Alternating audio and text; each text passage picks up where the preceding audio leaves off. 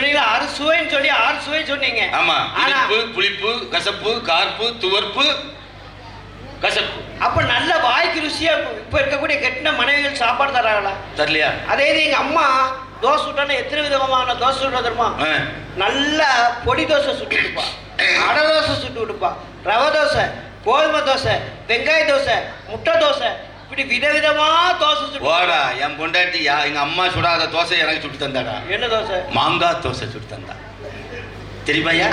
நான் ஒரு நாள் போய் உட்கார்ந்துருக்கேன், எங்க உங்களுக்கு மாங்காய் தோசை சுட்டுருக்கேன் சாப்பிடுங்கண்ணா. ஏன் நீங்க மசகை இல்லடா, உட்கார்ந்தேன். தோசையை சுட்டு போட்டா. மாங்காய் தோசை இல்லை, பல்லு கூட தேய்க்கல, உட்காந்துட்டேன். இது வரைக்கும் நம்ம அம்மா சொல்லி சுட்டு கொடுக்காத தோசை, மாங்காய் தோசை யாராவது சாப்பிட்டுருக்கீங்களா? நான் உட்காந்து சட்னியில் தோசையை பிச்சு சட்னியில் முக்கி வாயில வைக்க புளிக்குது. என்னடி தோசை? அவ 8 நாளைக்கு முன்னாடி புளிச்ச மாவை கொஞ்சம் உப்பை போட்டு சுட்டு தந்துட்டு அவ கேட்கா, என்னடி இது மாங்காய் தோசை அடி? ஆமா, மாங்காய் என்ன செய்யும்? புளிக்கும். புளிக்குது இல்லை, அதனால தான் இதுக்கு பேர் மாங்காய் தோசை. யாரும் சொட்டு கொடுத்துறாங்கம்மா, நான் சொன்னேன்னு தெரியாம சொல்லிட்டேன். வீட்டுக்காரி 3 விதமான தோசை சுடுவா. ஒண்ணு கடுகுன தோசை, இன்னொன்னு பிஞ்ச தோசை, சரி, இன்னொன்னு வெந்து வேகாம பாதி மாவோட இருக்கக்கூடிய தோசை. அன்னைக்கு ஒரு நாள் ஏசத்த கோபத்துல, என்னடி தோசை, ஒரு தோசையை ஒழுங்கா சொல்ல தெரியுதா? பிச்சு பிச்சு தரேன் அப்படின்னு உடனே சொல்லுதா, நான் உங்களுக்கு நல்ல பிய்யாம ஒரு தோசை சுட்டு தரமையா? பிய்யாம செஞ்சாலும் கொஞ்சம் அமைதியா இருக்குண்ணா. அவ என்ன மந்திரம் செஞ்சாலும் என்ன மாயம் செஞ்சாலும் பொறுமையா இருந்து ஒரு தோசை சுட்டு அழகா கொண்டுதா, வட்டமா எண்ணெய் எல்லாம் விட்டு அழகா கொண்டாதானே கொண்டாந்து தட்டுல வச்சா. நான் இப்படி பிச்சு முளவடியில இப்படி முக்கைக்கு தான் போறேன், இப்படி பிக்கே சட்டா பேச்சு கையை வாங்கினா. ஏய், பிக்காம சாப்பிடியா? பிக்காம சாப்பிடு. முழு தோசை கேட்டல, முழு தோசையை முழுசா முழுக்கு. ஒரு பிஞ்ச தோசையை சொன்னதுக்கு நீ என்ன கேள்வி கேட்ட? பிஞ்ச தோசையை பிச்சு போட்டு கேட்டு சொன்னீங்க, பிச்சு பிச்சு திம்ப. இப்ப பிச்சாம தின்னு முழுசா முங்கியா? முழுசா முழுங்க. என்ன உன் வீட்டுக்காரி எந்த ஒரு காரியா? அவன் பாளையப்பட்ட காரினே. அவளெல்லாம் உள்ள வைக்கணும், பாரு மட்டும் வைக்க. என்ன 2 அமாவாசைக்கும் எங்க அப்பா படைப்பாங்க. எங்க அப்பா இறந்து போனார் பத்தியில. அதனால நான் ஆத்துல போய் தர்ப்பணம் பண்ணிட்டு வந்திருக்கேன். காலையிலேயே சாப்பிடல. தர்ப்பணம் பண்ணிட்டு? ஆமா, காலையிலேயே சாப்பிடல, ஒரு கொலை பட்னி. மத்தியானம் 11 மணிக்கு உட்கார்ந்துருக்கேன். இலைய போட்டா, உப்பு வச்சா, மிளகாத்த வச்சா, அப்பளம் வச்சா, அவியல் வச்சா, பச்சடி வச்சா, சோறு வச்சா, சாம்பாரையும் ஊத்துனான். இப்படி பிசைஞ்சு லேசா அப்படி வாயில தான் வைக்கேன். ஏன் வைக்காதீங்க அப்படின்னா? வாய வைக்காதீங்க நடையன்னு வாய வைக்கும் போது இப்படி சடக்குன்னு இருக்கேன். வைக்காதீங்க, இருவியா?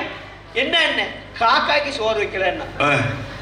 சரி போட்டோம், காக்காய்க்கு தான் சோறு வைக்க போறான்னு பார்த்தா ஒரு தட்டுல நான் எனக்கு இலையில, அந்த காக்காய்க்குள்ள மரியாதை உனக்கு இல்லையா? அந்த இலையில ஏன் இலையில இருந்தே கொஞ்சம் சோறு குழம்பெல்லாம் எடுத்துட்டு ஒரு அப்பளத்தையும் எடுத்துட்டு நேர மொட்டை மாடிக்கு போறா. போவதுக்கு முன்னால நிலையில நின்று நிலவாசல் இருக்கு பாருங்க, அதுல நின்றுட்டாயோ, காக்காய்க்கு வச்சுட்டு வர்ற வரைக்கும் நீர் வாய வைக்காதங்க. சரின்னு சொல்லி மேல போய் சாப்பாடு வைக்க போனா 1/2 மணி நேரமா ஆளை காணோம்னே. நான் சொன்னேன், சாப்பாடு வைக்காளா இல்ல காக்காய்க்கு ஊட்டி விட்டுட்டு வராளான்னு தெரியலையே நினைச்சிட்டு அப்படியே கீழே உட்கார்ந்துருக்கேன். கொஞ்ச நேரம் கழிச்சு வந்தா. சாதாரணமாவே 1 மணி நேரம் பேசுவா. அன்னைக்கு இந்த காக்கா கதையை எவ்வளவு நேரம் சொல்லுதா தெரியுமா? ஏங்க நான் மேல போன பாருங்க, 4-5 காக்கா வந்துச்சு. ஒரு காக்காயும் சாப்பிடல, ஒரே ஒரு காக்காய் அந்த இலையை சுத்தி சுத்தி வந்துச்சு. வந்துட்டு அப்பளத்தை மட்டும் எடுத்துட்டு போயிட்டு. உங்க அப்பாவா இருக்குமோ? எங்க ஐயாவா இருக்கும். அப்பளத்தை மட்டும் எடுத்துட்டு போயிட்டு. என்னையா அப்பளத்தை மட்டும் ஏன் எடுத்துட்டு? இல்ல சோற திங்கல, அப்பளத்தை மட்டும் தூக்கிட்டு போயிருக்குன்னா அதுக்கு தெரிஞ்சிருக்கேனே. அது மட்டும் தான் கடையில வாங்கினது. இவ செஞ்ச சாப்பாடு அவளுக்கு தெரியும், இது திங்காம அது அப்பளத்தை மட்டும் திருட்டு போய். காக்காக்கே நீ சமைச்சது பிடிக்க மாட்டேங்க. இப்பேற்பட்ட மனைவி செய்யறத நாங்களும் வழி இல்லாம சாப்பிட்டுட்டு இருக்கோம். ஆனா அடுத்த இன்னொரு குற்றச்சாட்டு என்ன தெரியுமா? ஆடம்பர செலவு யார் பண்ணுதா? ஆடம்பர செலவு ஏமா? ஆம்பளைக்கு செலவு அதிகமா, பொம்பளைக்கு அதிகமா? லிப்ஸ்டிக், நக்கு தைலன்னு ஒண்ணு இருக்கு தெரியுமா? ஆமா, இத்தனோண்டு ஒன்று பேக்கில் போட்டுட்டான். அதை எடுத்து குரங்கு மாதிரி பிங்கா. அதான் எனக்கு லிப்ஸ்டிக். இது ஆம்பளைக்கு இருக்கம்மா. அப்புறம் பேரன் லவ்லி, பேத்தி லவ்லி, பெரியப்பா லவ்லி. இந்த கதையெல்லாம் பேசக்கூடாது. ஆண்களுக்குன்னு மென்ஸ் ஃபேர் அண்ட் லவ்லின்னு வச்சிருக்காங்க. என்னப்பா நாங்க மட்டும் தான் லிப்ஸ்டிக் போடுறோம், இவங்கெல்லாம் சும்மா ஒண்ணும் இல்ல நடுவர்களே, சலூனுக்கு போனா கட்டிங் சேவிங்கோட ஒரு ஃபேஷியல் சேர்த்து பண்ணுங்க. அதெல்லாம் கிடையாது. இந்த மூஞ்ச பாரு, இது ஃபேஷியல் செஞ்ச மூஞ்ச பாரு. நான் முடி வெட்டி ஆம்பளை இன்னைக்கு ஃபேஷியல் பண்ணாங்க இல்லடா. உங்களுக்கு விவரம் தெரியல நடுவர்களே. வயசு பசங்கிட்ட கேட்டு பாருங்க. இந்த பாரு தட்டப்பாறை கல்லு உடைச்சு போட்டு என்ன கதை கேளுங்க. ஒரு ஆம்பளை முடி வெட்டி சேவிங் பண்ணிட்டு வர வெறும் 150 ரூபா கொடுங்க. இவ புருவ முடிய மட்டும் அப்படி லேசா அப்படி நூலை வச்சு உருவுதா. எப்படிதான் உருவுதானோ தெரியல. எப்படி உருவி அப்படி வச்சுட்டு அப்படி லைன் பண்ணலாம். அதுக்கு 250 ரூபா வாங்குதானோ. இந்த புருவ முடிய மயிரை துணுங்கிறதுக்கு 250 ரூபா. ஆனா இவன மொட்டை அது மட்டும் இல்ல, வீட்டு பார்லர்ல ஒரு பெரிய சேர்ல உட்கார வச்சுட்டு கழுத்து வரைக்கும் பிணத்துக்கு கட்டின மாதிரி ஒரு துணியை கட்டிடுறான். கட்டிட்டு கழுத்துல ஒரு 2 வெள்ளரிக்காயை நறுக்கி இப்படி வச்சுட்டு அதால பின்னால ஒரு பொம்பளை ஏதோ நம்ம சோத்து தண்ணியை வடிக்க வைக்கிற மாதிரி இப்படி நிற்கா. இவன் அப்படி தலையில தண்ணியை கோரி அப்படியே தொலைச்சி செத்தவளுக்கு தானே எண்ணெயை தேய்ச்சி வச்சு குளிப்பாட்டு வாழுவோம். இவளுக்கு உயிரோடு இருக்கும் போதே குளிப்பாட்டு தள்ளுவோம். எப்படி அப்படி பார்த்தேன் ஒளிஞ்சிட்டு பொண்டாடியை விட்டுட்டு போயிட்டு பார்த்தியா? ஏன்னா உயிரோடு இருக்கும் போதே குளிப்பாடு தருவோம். ஒருத்தி குளிப்பாடுதா, ஒருத்தி தொடக்கா, ஒருத்தி இது பண்ணுதா, ஒருத்தி ஒரு ஹீட்டில் ஒன்று வச்சு அடிக்கா. நான் கல்யாணம் முடிஞ்சு நல்ல கலையா போறான். வரும்போது பேய்மே வரான். அன்னைக்கு பாக்க என் வீட்டுக்காரிங்க நான் ஊரெல்லாம் ஏசிட்டு இருக்க பத்தியா, என் வீட்டுக்காரி ராத்திரி 12 மணிக்கு செல்போன் எடுத்தா. இப்படி வச்சு பார்த்துட்டு வச்சா நேரா இதை திறந்தா பவுடரு பேரல் லெவலி, நீங்கள் சொன்ன பேத்தியா லெவலி எல்லாத்தையும் போட்டு மேக்கப் போட்டுருக்கா. நான் சொன்னேன் ஏட்டி பேய் நடமாடுற நேரம் 12 மணி, இப்போ ஏன் மேக்கப் பண்ணுதேன்னு. போயா புசால மூடி தூங்கும். இந்த புசால தூங்கும். என்ன சொன்னா வேண்டாம் சொல்லாத தூங்குவியா? ஏன் அப்படின்னு நான் அந்த செல்லுல வந்து என் ஃபேஸை வச்சிருந்தேன் ஐடிக்கு. அது ஓப்பன் ஆக மாட்டேங்க. நான் மேக்கப் பண்ணி வச்சிருக்கேன் பார்த்தீங்களா. இப்போ மேக்கப் இல்லாமனால அதுக்கு பிடிக்கல, அதனால நான் மேக்கப் பண்ணிட்டு இருக்கேன் அப்படின்னா. நான் அப்போ தான் கக்கன்னு சிரிச்சேன். ஏக்காச்சிருக்கேன் செல்லுக்கே உன் மூஞ்ச பிடிக்கலையே மேக்கப் இல்லாம ஒன்னையும் கட்டி நான் சிரஞ்சிட்டு இருக்கேன்னு நினைச்சு நான் சொல்லியிருந்தேன். அப்போ ஆடம்பர செலவு யாருக்கு இவ்வளவு தெரியுமா? இது உண்மை கை தட்டுங்க. ஆடம்பர செலவு ஆம்பளையை விட பெண்களுக்கு அதிகம். நான் கேக்குறேன் நடுவர் அவர்களே, ஒரு ஆணுக்கு ஆகிற அப்ப பணம் இருந்தா தான் ஒரு ஆணுக்கு ஆகிற செலவை நான் சொல்லட்டா? சொல்லுமா. 20 ரூபாய்க்கு பீடி கட்டு, 200 ரூபாய்க்கு குவார்டர், ஒரு 75 ரூபாய்க்கு சிகரெட்டு, ஒரு 300 ரூபாய்க்கு ஆஃப், ஒரு 1500 ரூபாய்க்கு ஒரு புல்லு. உங்களுக்கு ஆகிற செலவை விடவா எங்களுக்கு செலவாயிட்டு ஒரு 2500 ரூபாய் தவிர்த்து. நான் கேட்கிறேன் நடுவர் அவர்களே, பெண்களை பாத்தீங்கன்னா எப்பவும் சிக்கனத்துல கூடுனவங்க பெண்கள். நகைச்சீட்டு நட்டு சீட்டுன்னு எல்லாமே நாங்க போடுவோம் நடுவர் அவர்களே. போட்டு 1 கிராம் தங்கம் 1/2 கிராம் தங்கமா எடுத்து சேர்த்து வைப்போம். வீட்டுல வயசுக்கு வந்த 2 பொம்பளை பிள்ளைகள் இருக்கும். கல்யாணம் பண்ணி கொடுக்கும் போது நாங்க வாங்கி வச்ச பட்டுப்புடவை, சேலை, நகை, நட்டு, வெள்ளி பாத்திரம், பித்தளை பாத்திரம், குத்து உடக்கு எல்லாத்தையும் எடுத்து வச்சு இந்த பக்கம் வச்சிருக்கோம் சீதனமா கொடுக்கறதுக்கு. நம்ம ஆளு சேர்த்து வச்சிருக்காரு பாருங்க. கட்டப்பிடி துண்டு ஒரு 4, வாட்டர் பாட்டில், காலி குவார்டர் பாட்டில், அது எச்சி கிளாஸ், நக்கி போட்ட ஊறுகாய் இதெல்லாம் அங்க வச்சிருப்போம். நீ இதெல்லாம் சேர்த்து வச்சிருக்க. இப்ப பிள்ளைக்கு கல்யாணம் பண்ணி கொடுக்கணுக்கா. இப்ப நான் பண்ணி சேர்த்து வச்சிருக்கிறது எல்லாம் சேர்த்து போட்டு பிள்ளைக்கு கல்யாணம் பண்ணுவோமா, இல்ல இவங்க சேர்த்து வச்சிருக்கிறத வச்சு கல்யாணம் பண்ணுவோம்? பாட்டில் வச்சு பண்ண முடியும். என்ன நடுவர் அவர்களை பேசுறீங்க? இந்த ரெண்டையும் பாக்குறான்னு வச்சுக்கேன். இந்த அண்ணாச்சியை கூட்டு வரோம்.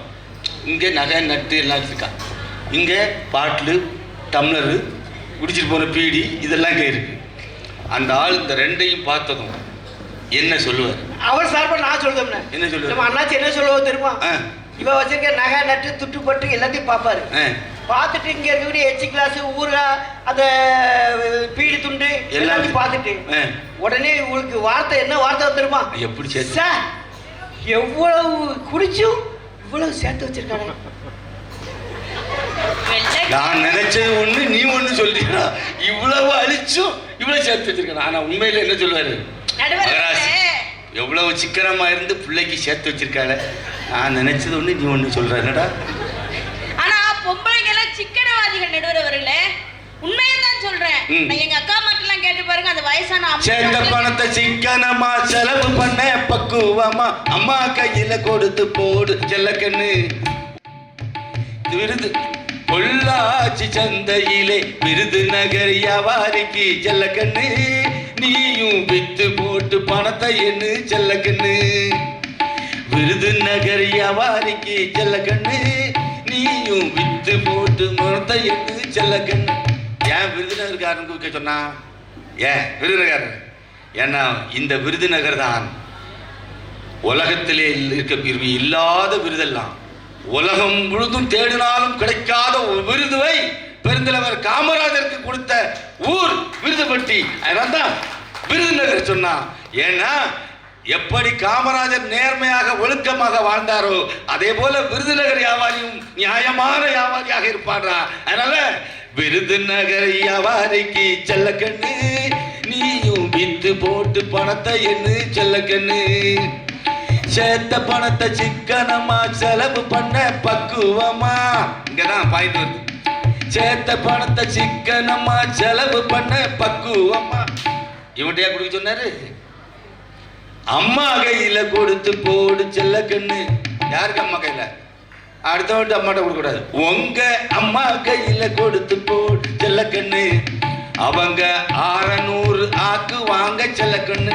நீ 6 ரூபா கொடுத்தா பொண்டாட்டி கையில கொடுத்தேன்னா 6 ரூபாய சேர்த்து சேர்த்து வச்சு 100 ரூபாய மாத்தக்கூடியவா பெண்களே கை தடுக்கமா.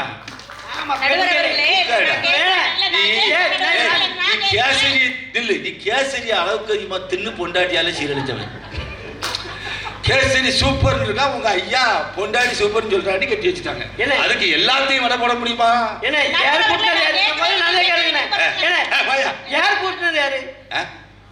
யார் போட்டுனது? ஆம்பளை. கலனை வரப்பு தெரிச்சது யாரு? ஆம்பளை. விதையை வாங்கிட்டு வந்தது யாரு? ஆம்பளை. அதை விளைய வச்சது யாரு? ஆம்பளை. விருதுநகருக்கு கொண்டு போனது யாரு? ஆம்பளை. அதை விற்றது யாரு?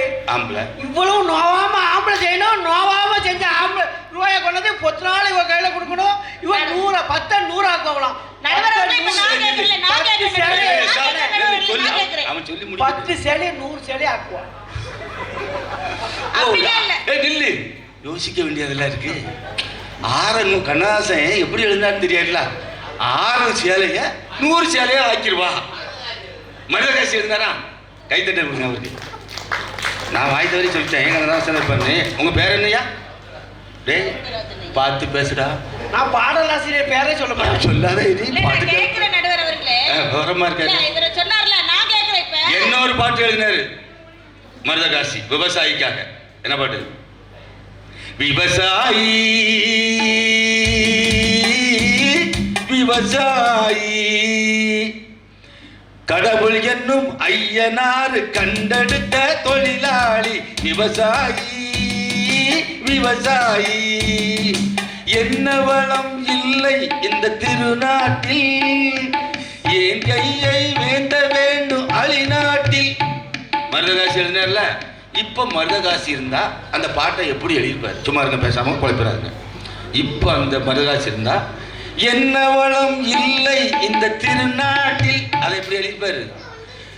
எண்ணெய் வளம் இல்லை இந்த திருநாட்டில், என் கையை ஏந்த வேண்டும் அமெரிக்காவில் ஈராக்கில், ஒழுங்காய் கொடுத்து போடு கேஸ் சிலிண்டரை, இல்லடா ட்ரம்ப் ஒன்ன வெட்டி போடுவேன். விவசாய் அப்படித்தானே இருப்பாரு. அவர் என்ன வளம் சொன்னாரு? ஒரு எண்ணெய் வளம் இல்லை நம்ம இந்தியாவில். இனி கார் ஓடாது, பஸ் ஓடாது. நீ எழுதியிருப்பாரா இல்லையா? ஐயனார் சொல்லி நான் பேசுறேன்.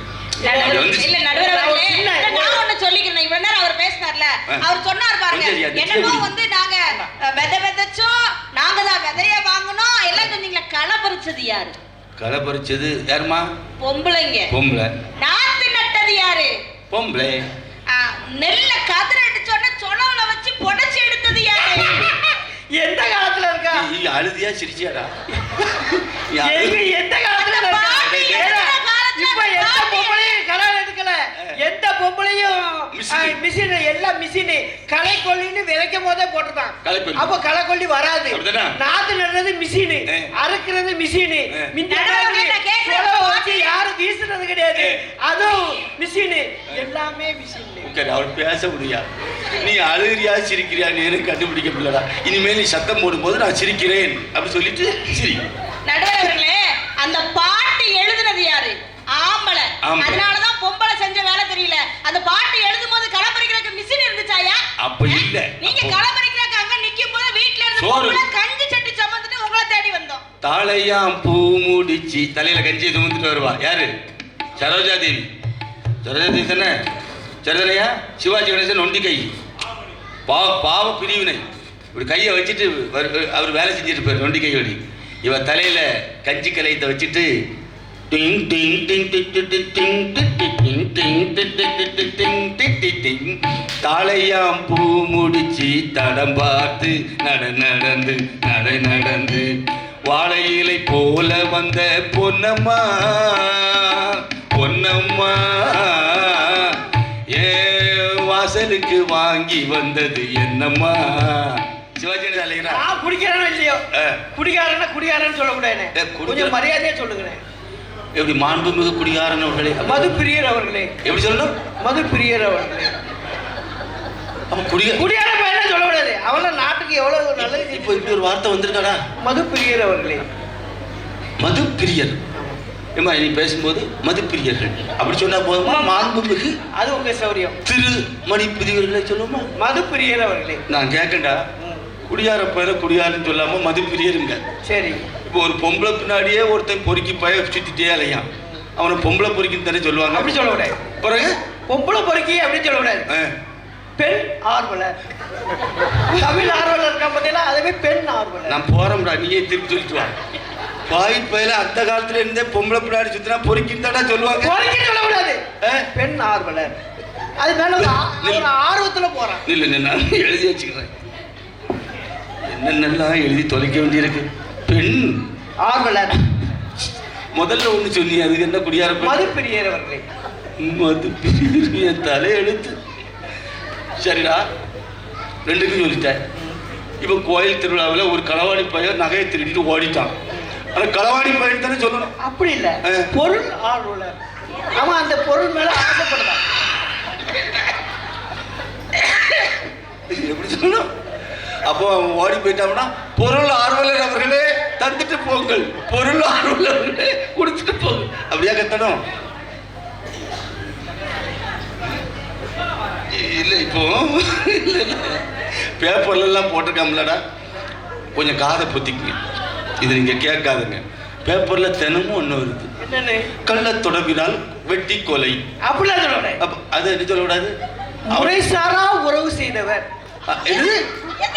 முறைசாரா உறவு செய்தவர். நான் கல்யாணம் கட்டியிருக்கேன், அது முறை சார்ந்த உறவு, இது முறை சாராத உறவு. நீ நாளை காலையில தினத்தஞ்சு ஆபீஸுக்கு போ. சரி, இந்த 4 விஷயத்தையும் சொல்லு. இப்படி கள்ளத்தோடு அது என்னது? முறை சாரா உறவு கொண்டவர் வெட்டி படுகொலை செய்யப்பட்டார். அப்படிதான் போனோம். ரொம்ப நீளமா சொல்லிடா, எப்படி ஞாபகத்தில் வைக்க? முறை சாரா உறவு கொண்டவர். சாரா உறவு கொண்டவர் இல்லடா, உறவு கொண்டவர் வெட்டி கொலை, வெட்டி படுகொலை செய்யப்பட்டார். பத்திரிகையில் இப்படிதான் படிக்கணும். உனக்கு எது சந்தேகம் பார்த்துக்கலாமா? இல்ல நடுவர் அவர்களே, என்னன்னாலும் கேளுங்க. ஆனா உன்னையும் ஒருத்தி பெத்து வளர்த்துருக்கா பாரு, நான் நினைச்சு பார்க்க. மதுப்பிரியர்னு சொல்லணுமா? குடியார போயில குடியாரான்னு சொல்லப்படாதான், மதுப்பிரியர் அவர்களே. ஞாபகம் வச்சுக்கங்க, விருதுநகர்ல போய் சொல்லுங்க. ரெண்டாவது, பொம்பளை முன்னாடி சுத்துறவன்னு என்ன சொல்லணும்? பொறுக்கின்னு சொல்லக்கூடாது, பெண் ஆர்வலர் அவர்களே, அவர்கள் சொல்லணுங்களா? நிறைய காலேஜில் அப்படிதான் சொல்லுவாங்க. நிறைய காலேஜ், அந்த காலேஜ் பார்த்தீங்கன்னா ஜான்ஸ் காலேஜ்ல பெண் ஆர்வலர் நிறைய இருக்காங்க. சரி, விட்டு தொலைங்க, நிறைவா சொல்லுங்க.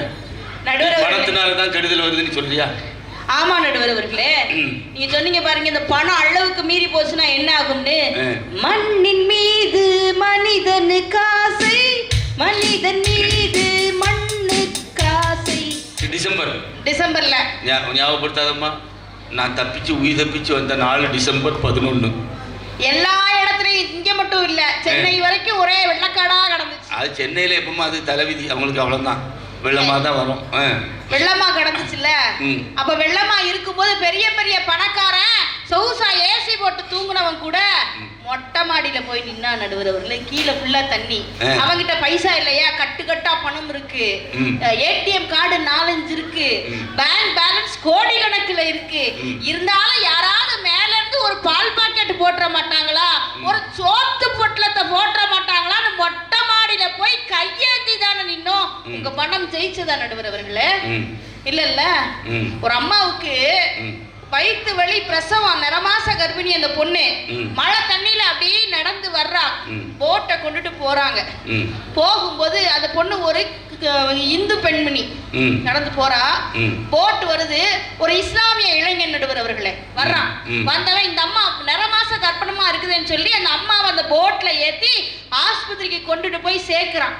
சேர்த்துட்டு நான் வெள்ளப்பணிகளுக்காக போறேன் அப்படின்னு சொல்லி கிளம்பிட்டான். போகும்போது இந்த மாதிரி எனக்கு குழந்தை பிறந்தா தகவல் சொல்லுங்க அப்படின்னு சொல்லி அவன் பேரை வந்து யூனுஸ்னு சொல்லிட்டு போறான். யூனுஸ் அப்படின்னு. இந்த பிள்ளைக்கு குழந்தை பிறந்தது நடுவர் அவர்களே, அவன் ஒரு ஆண், அவன் பேரு யூனுஸ். பிறந்த பிள்ளை வந்து பொம்பளை பிள்ளை, சரியா? உடனே நம்மா சொல்லுது, என்னைய ஒரு அண்ணன் கொண்டு வந்து சேர்த்துட்டு போனாங்கல்ல ஆஸ்பத்திரியில, அவருக்கு போனை போட்டு எனக்கு ஒரு பொம்பளை பிள்ளை பிறந்திருக்கு, நான் அதுக்கு யூனுஸ்னு பேர் வச்சிருக்கேன்னு சொல்லுன்னு நர்ஸு கிட்ட சொல்றாப்ல.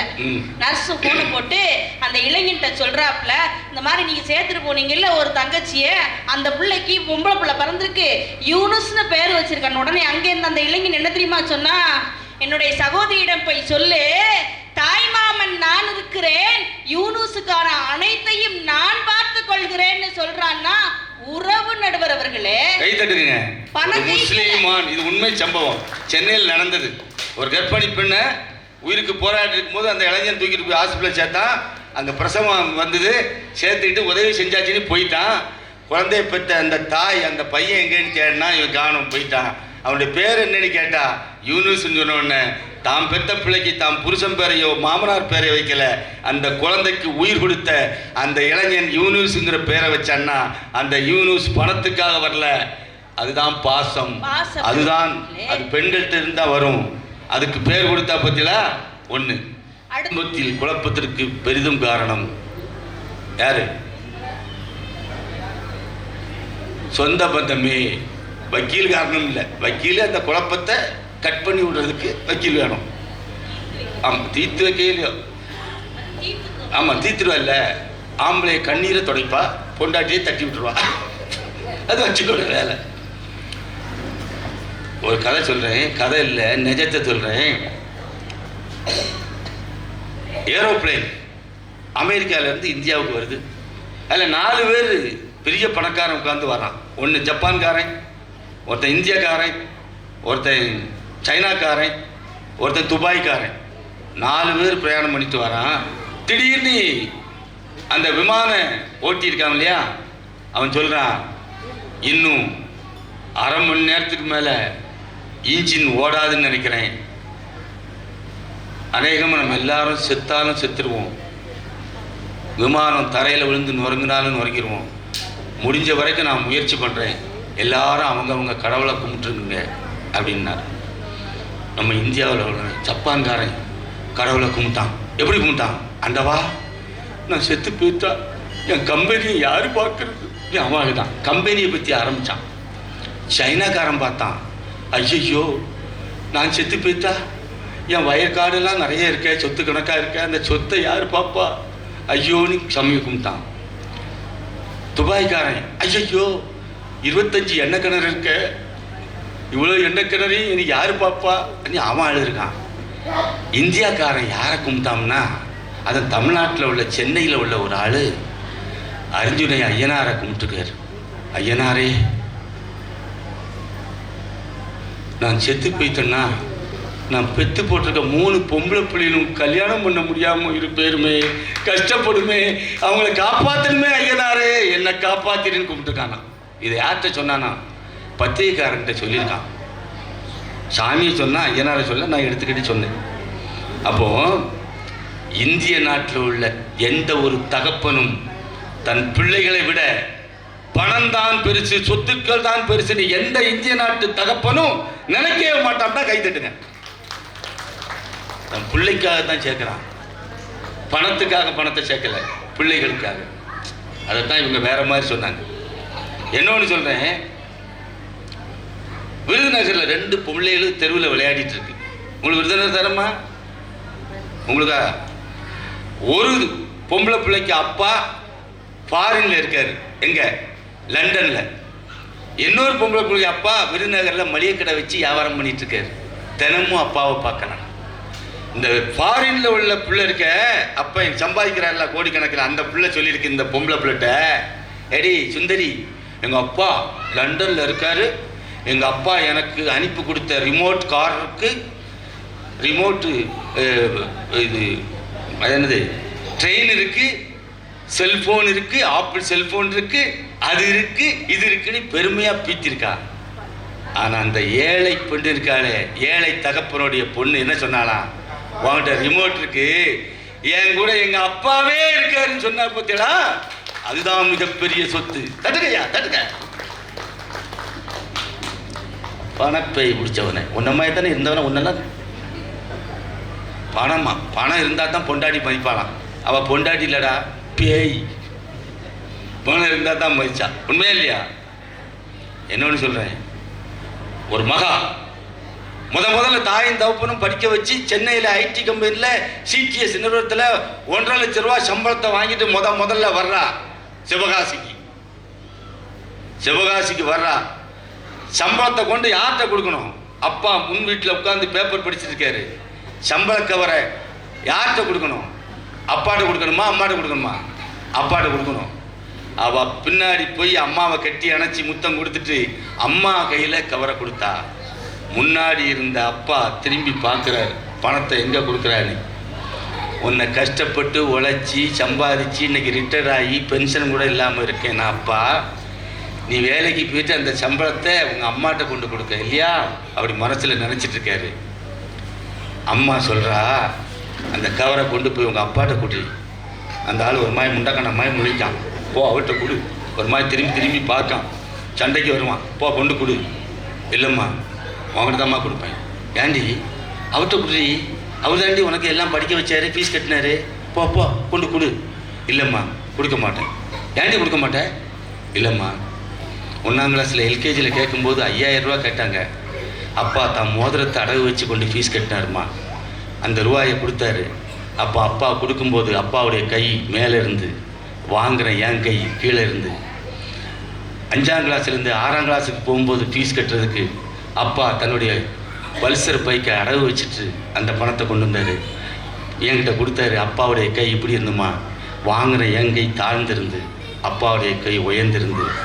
காலேஜுக்கு போகும்போது டூர் போகணும், டெல்லிக்கு டூர் போகணுன்னு பணம் கேட்டேன்.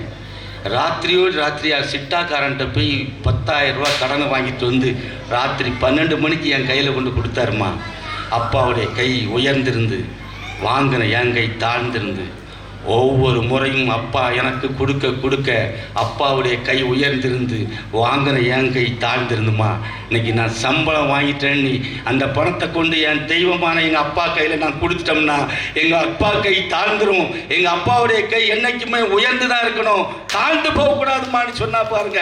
அதுதாங்க மகள்ங்கிற உறவு. அந்த சொந்த பந்தத்தினால குழப்பம் வருமா? எங்கேயோ ஒன்று நடந்திருக்கும், இருக்கும், எல்லாத்தையும் சொல்ல முடியாது. என்ன சொல்லலாம்?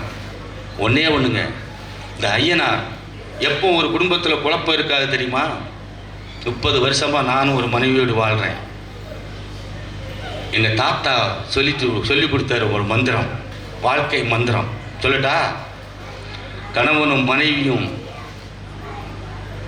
சந்தோஷமாக வாழ்க்கை நடத்தணும்னா ஒரே ஒரு மந்திரம். ஒன்று அடக்கிப்பார், இல்லை அடங்கிப்பேர். இந்த 2 தான். அடக்கிப்பார், அவள் அடங்குனா நமக்கு ஒரு அடிமை சிக்கிட்டாடா வச்சு ஓட்டு, இல்லை அடங்கிப்பேர். இதில் நான் எத்தனாவது ரகம்னு நீங்களே ஒரு முடிவு பண்ணியிருப்பீங்களே. நான் எத்தனாவது ரகமாக இருப்பேன்? 2வது அடங்கி போயிறேன். பொண்டாட்டிட்ட தோற்பவன் வாழ்க்கையில் ஜெயிப்பாங்க. 30 வருஷமா ஜெயிச்சுட்டு இருக்கக்கூடிய காரணம் அடங்கி போறோம். பொன்னாடை கொடுத்து கோயில் நிர்வாகம் தெரிவிக்கிறது. அடுத்து வழக்கு தொடுத்த நெல்லை முருகன் அவர்களுக்கு பொன்னாடை போட்டி ஒதுக்கப்பட்டது. சொந்த பந்தங்களை விடுதலை செய்த